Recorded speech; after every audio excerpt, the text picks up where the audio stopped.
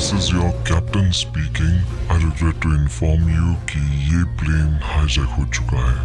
Please trust me. I'm trying everything possible to make sure that we all reach home safely. Out of fuel. Mayday.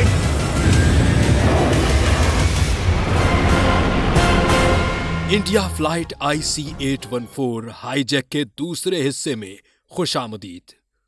हम उम्मीद करते हैं कि आपको पहला हिस्सा पसंद आया होगा। अगर आपने नहीं देखा तो लिंक डिस्क्रिप्शन में है। शाम 6:40 पर दिल्ली से पहला हुक्म था कि वो जब तक मुमकिन हो ईंधन भरने में ताखीर करें। पंजाब पुलिस को हाईजैकरों के साथ मशगूल न होने का हुक्म दिया गया। उन्हें हिदायत की जाती है कि वो हिंदुस्तानी कमांडोज के अमृतसर पहुंचने का इंतजार करें। लेकिन मसला यह है कि कमांडोज अभी तक दिल्ली में हैं, 500 किलोमीटर दूर, और वो अभी तक रवाना नहीं हुए। कोई ना कोई उन्हें रोक रहा है। हाईजैकर मायूस हो रहे हैं कि जहाज में ईंधन नहीं भरा जा रहा है, जैसा कि कप्तान ने वादा किया था। उन्होंने जहाज में सवार लोगों को कत्ल करने की धमकी दी और इस धमकी ने दिल्ली को खतरे में डाल दिया।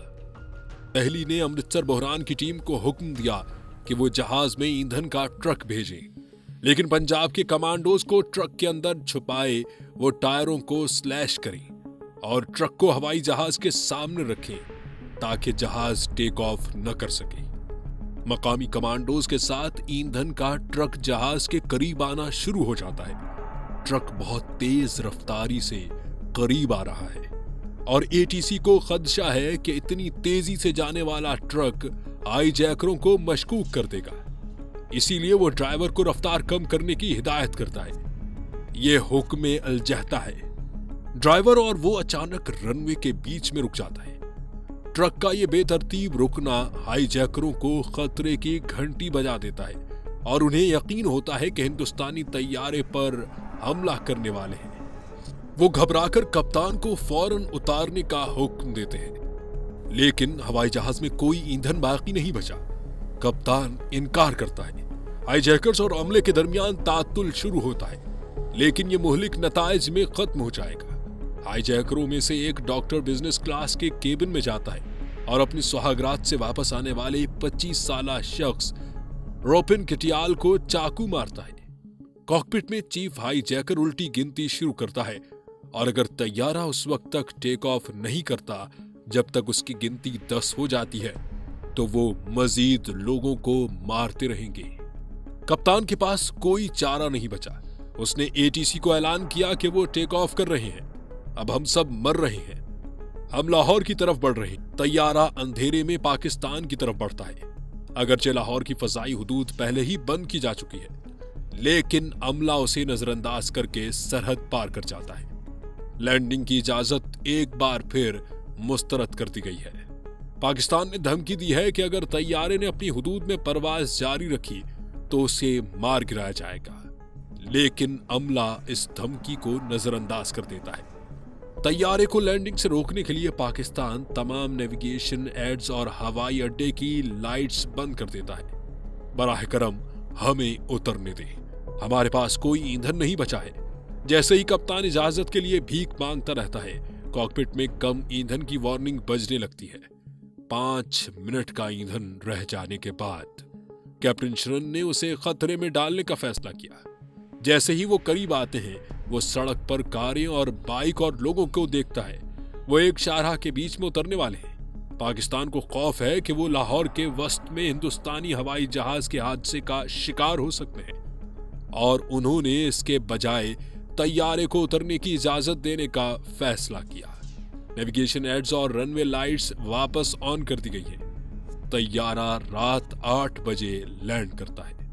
शाम में हाईजैक होने वाला भारतीय तैयारा पाकिस्तान के अंदर है। पाकिस्तान क्या करेगा? तैयारे को फौरी तौर पर एलीट पाकिस्तानी कमांडोज ने घेर लिया है। कैप्टन शरून ने पाकिस्तान से सीढ़ियां भेजने की दरखास्त की ताकि खवातीन और बच्चों और जख्मी मुसाफिर को जहाज से उतारा जा सके, लेकिन पाकिस्तान ने इनकार कर दिया। वो नहीं देखना चाहते कि उनका हाईजैकिंग से कोई ताल्लुक है। वो चाहते हैं कि तैयारा जल्द अज जल्द उनके मुल्क से निकल जाए। केबिन में वापस जख्मी मुसाफिर खून में बह रहा है। एटीसी ने कप्तान को इत्तला दी, अच्छा अगर आप चाहें तो ईंधन दें, जैसे हम बस इतना ही करेंगे। उन्होंने 3 घंटे बाद मुसाफिरों को उतरने की इजाजत देने से इनकार कर दिया और ईंधन से भरे टैंक के साथ IC-814 रात की तारीकी में उतर गया, वापस हिंदुस्तान में।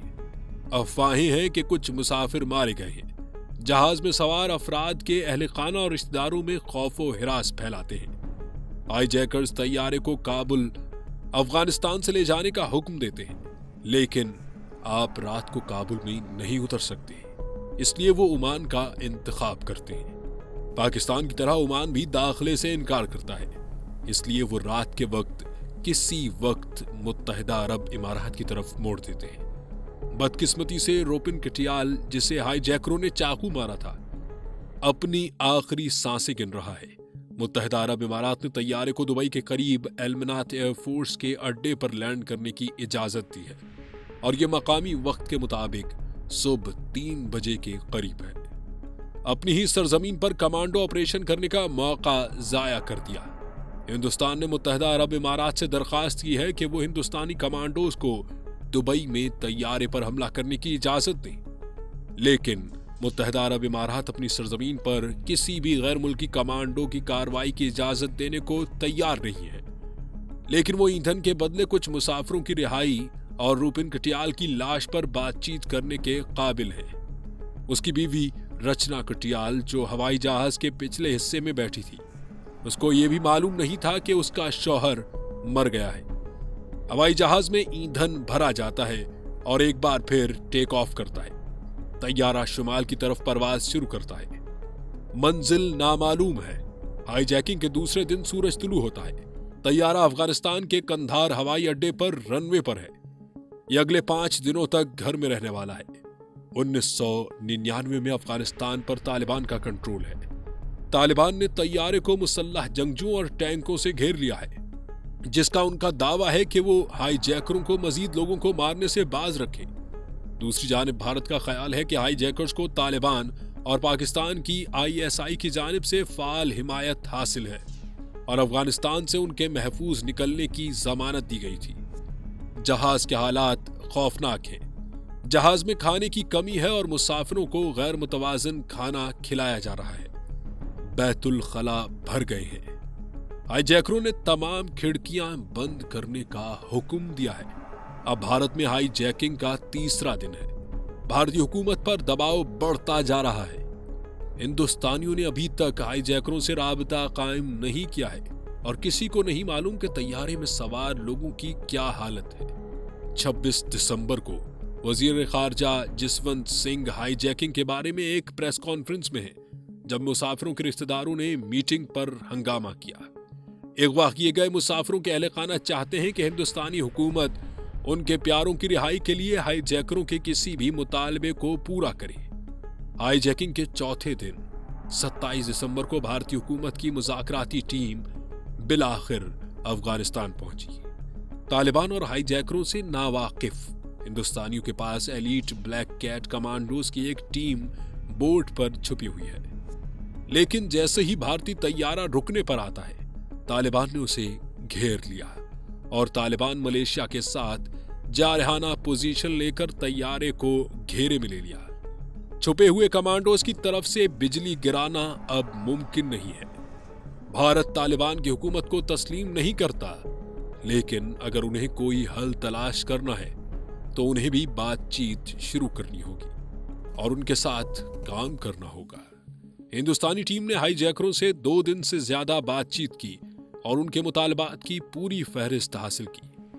3 मुसाफिरों को मौलाना मसूद अजहर के बदले रिहा किया जाना है, जो कि इरकताउल मुजाहिदीन के बानी अहमद उमर सईद शेख, एक बरतानवी शहरी और मौलाना मसूद अजहर के पैरोकार हैं, जिन्हें कश्मीर में गैर मुल्की शहरियों के अगवा के इल्जाम में गिरफ्तार किया गया है। अहमद जरगढ़ अस्करियत पसंद ग्रुप वल अम्र मुजाहिदीन का चीफ कमांडर। तीनों अस्करियत पसंदों को हिंदुस्तान के मुख्तलिफ हिस्सों से जेलों से रिहा करके दिल्ली लाया जाता है। वहां से वो एक परवाज में सवार होते हैं और कंधार रवाना होते हैं। 31 दिसंबर को हाईजैकर्स तैयारे में सवार तमाम कैदियों को रिहा कर देते हैं। IC-814 के मुसाफिर अपनी आजादी का जश्न मनाते हैं। भारत को तवक्को थी कि तालिबान हाईजैकरों को गिरफ्तार कर लेंगे, लेकिन ऐसा नहीं हुआ। तालिबान रहनुमा 5 हाईजैकरों को एक कार में सरहद की तरफ ले गए। रिहाई के फौरन बाद मौलाना मसूद अजहर पाकिस्तान वापस चले गए और अस्करियत पसंद ग्रुप जशन मोहम्मद की बुनियाद रखी, जिसने 2001 में भारतीय पार्लियामेंट पर हमला किया, जिसमें 7 अफराद हलाक और 18 जख्मी हुए। अब वो पाकिस्तान में एक आजाद आदमी रहता है। उमर शेख को 2002 में डैनियल पर्ल के कत्ल के इल्जाम में गिरफ्तार किया गया था और उसने अमेरिका में 11 सितंबर के हमलों की मंसूबाबंदी में अहम किरदार अदा किया था। मुशरिक अहमद जरगर अस्करियत पसंदों की तरबियत में फाल किरदार अदा कर रहे हैं और वो भी पाकिस्तान में आजाद जिंदगी गुजार रहे हैं। हाईजैकरों के पाकिस्तान फरार होने के बाद उनके साथ क्या हुआ, इसके बारे में बहुत कम मालूमात है। जिस तैयारे को हाईजैक किया गया था वो 2001 में इंडियन एयरलाइंस ने सर्विस से रिटायर कर दिया था। तो आपके ख्याल में इंडिया को क्या करना चाहिए था? क्या आप अस्करियत पसंदों की रिहाई के हिंदुस्तानी अंदाज से इत्तेफाक करते हैं? मुझे नीचे तबसरों में बताएं। देखने के लिए शुक्रिया। मिलते हैं अगली वीडियो में। तब तक के लिए अपना ख्याल रखें और हमारे चैनल को सब्सक्राइब कीजिएगा, वीडियो को शेयर करें और वीडियो को लाइक करना मत भूलिएगा। अल्लाह हाफिज।